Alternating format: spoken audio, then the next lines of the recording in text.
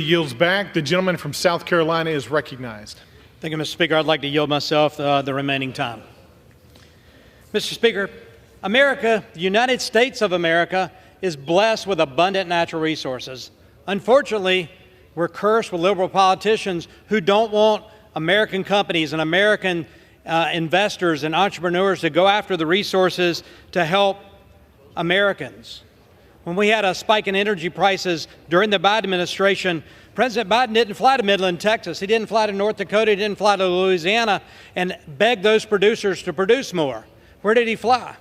He flew to Saudi Arabia to beg the OPEC cartel to produce more so that we could import it. Political stunt there to help lower prices for Americans versus using American resources and American companies and American jobs. This indefinite pause on LNG exports is misguided. But Americans need to know this wasn't an executive order. It had no input from the public. It wasn't a piece of legislation that passed.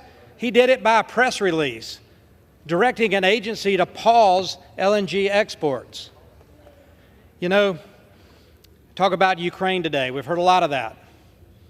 Vladimir Putin and his energy oligarchs are exporting to Europe 40% more than they did before the war in Ukraine. 40% more. That's more money flowing right into the pocket of Vladimir Putin to fund his war effort in Ukraine.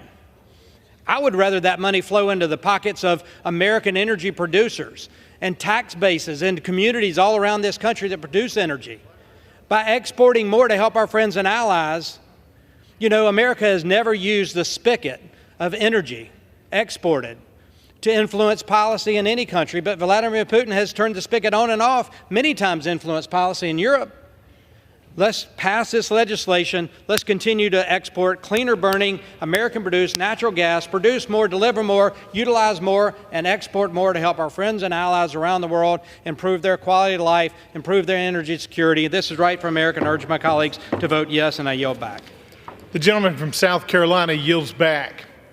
Pursuant to House Resolution 1009, the previous question is ordered on the bill. The question is on engrossment and third reading of the bill. Those in favor say aye. Aye. Those opposed, no. The ayes have it. Third reading. A bill to repeal restrictions on the export and import of natural gas.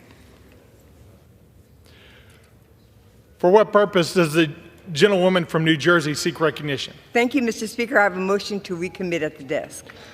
The clerk will report the motion.